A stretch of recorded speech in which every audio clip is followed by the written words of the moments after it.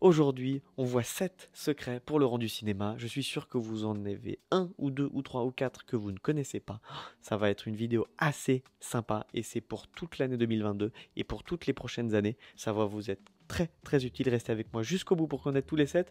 C'est parti avec le premier. Vous vous en doutez peut-être, mais vous ne le savez pas forcément. Mais l'éclairage, mesdames et messieurs, ça représente 70 à 80% d'une scène et de votre rendu cinéma. C'est tout simplement l'art de composer une image pour pouvoir raconter une histoire, guider l'œil du spectateur. Avant d'apprendre des techniques en 3 points, il y a la technique en 1 point, il y a la technique en 2 points, il y a la technique en 3 points.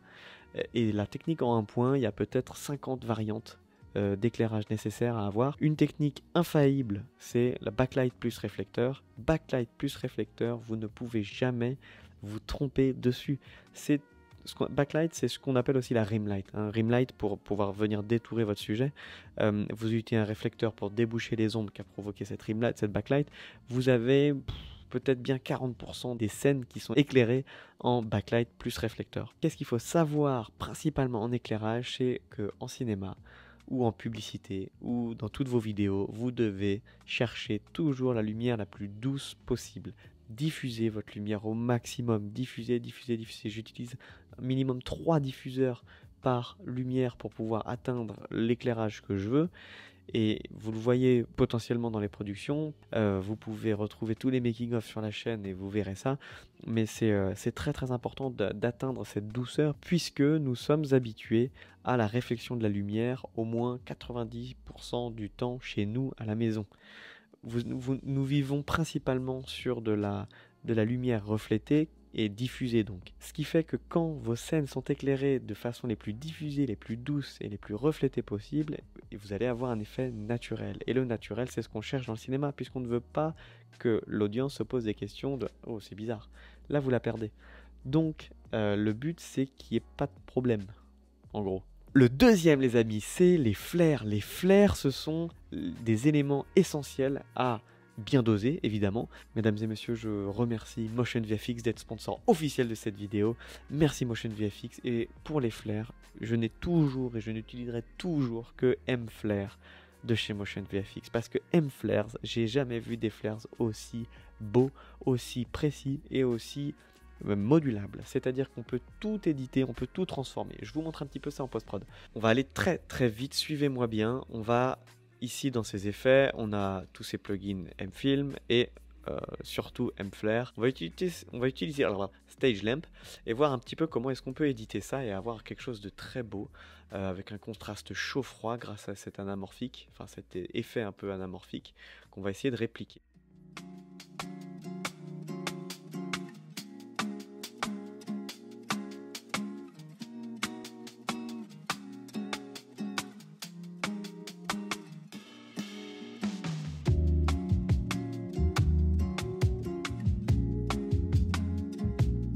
Et regardez ce que ça donne en quelques clics. Waouh, je kiffe. Je vous mets tous les liens dans la description, les amis. Regardez M-Flare, allez voir, jetez-y un oeil parce que je suis sûr que si vous êtes sur Final Cut, sur DaVinci, vous allez trouver votre bonheur. Le troisième, les amis, ce sont les objectifs que vous utilisez. Chaque marque a une gamme d'objectifs cheap, medium et premium. Plus vous utilisez des objectifs premium, la plupart du temps, attention, plus vous allez avoir de netteté, du piqué. La chose à bien prendre en compte sur vos objectifs, en plus du piqué, qu'il ne soit pas trop piqué, c'est d'avoir un bokeh qui va générer des flares le plus circulaire possible. Il peut y avoir une mode d'ovale, il peut y avoir des modes de voilà. Plus votre objectif sera de qualité, plus vos flares seront ronds. Et ça, c'est très cinéma. Et ça, c'est très naturel. Parce que nous, c'est exactement ce qu'on a dans l'œil. Encore une fois, on retrouve cette notion de naturel. Une chose importante sur les objectifs, c'est qu'entre les objectifs photo et les objectifs ciné, on a une différence. Alors forcément d'ergonomie, hein, puisqu'on a l'écran sur les bagues d'ouverture, les bagues de zoom. C'est surtout d'arrêter le focus breathing.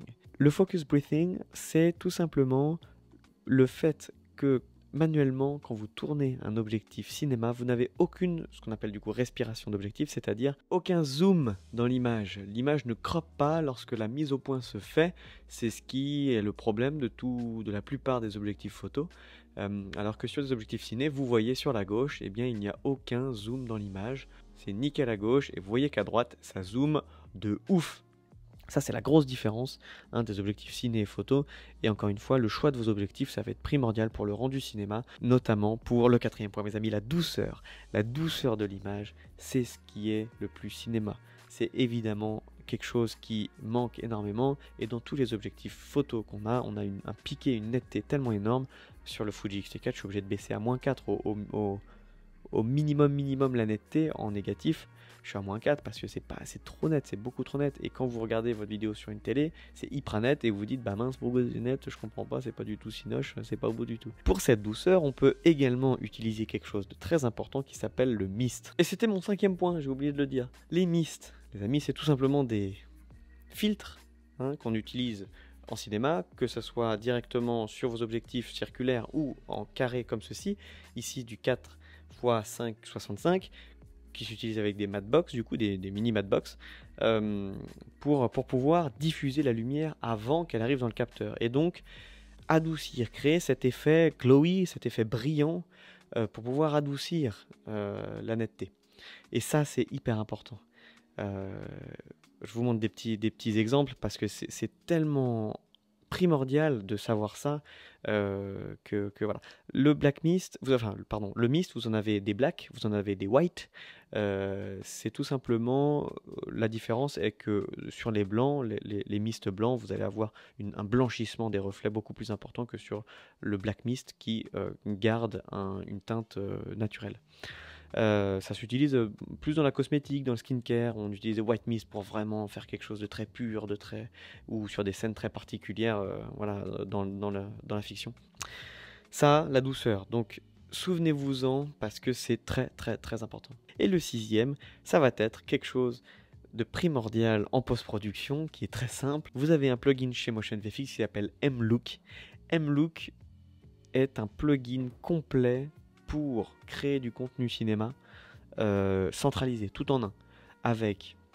J'en avais déjà parlé sur la chaîne pour ceux qui savent, je ne vais pas me répéter là-dessus, mais bon, vous avez la possibilité, vous regarderez, vous avez la possibilité d'ajouter des bandes noires et du grain, ce qui est beaucoup plus facile, avec la possibilité de modifier vos bandes noires de façon tellement centralisée que c'est un gain de temps. Et le gain de temps, c'est l'optimisation du workflow, c'est toute l'importance de la post-production. Gagner du temps là-dessus, c'est primordial. Si on passe du temps à aller chercher des trucs, copier, coller, c'est long, c'est très très long. Et plus on clique, plus on perd du temps. Vous avez aussi la possibilité de mettre du grain grâce à M-Look.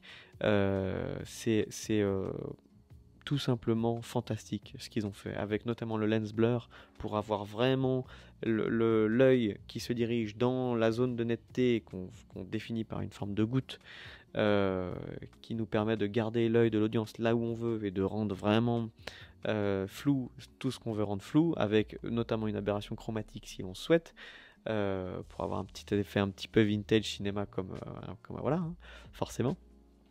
Donc ça c'est très très important. Merci Motion VFX pour créer des beaux plugins comme ça.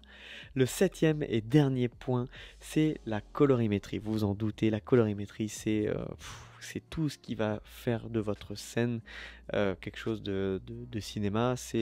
Pourquoi c'est le 7e? Parce que forcément, il y a tellement d'étapes avant ça. Il y a tellement d'étapes avant de shooter pour avoir un rendu cinéma. J'ai même pas parlé par exemple de tourner en 24 images par seconde. Vous le savez, vous n'êtes pas débutant. Il y a quelques débutants, je pense quand même. Et j'ai pas parlé de ça, des choses très basiques. Je suis allé un petit peu plus loin. La colorimétrie, c'est un autre sujet. La colorimétrie, on la verra dans ma prochaine formation qui est en cours de construction, qui va arriver.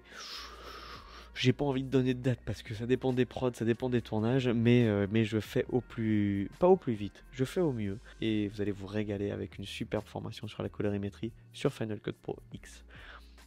Ça vaut le coup de s'y mettre si vous n'êtes pas sur Final Cut. Je serais ravi d'avoir vos retours sur cette vidéo les amis. N'hésitez pas à liker, à partager, à vous abonner si ce n'est pas déjà fait. Moi je vous dis à très bientôt pour une prochaine vidéo. Prenez soin de vous, bye bye, 再见.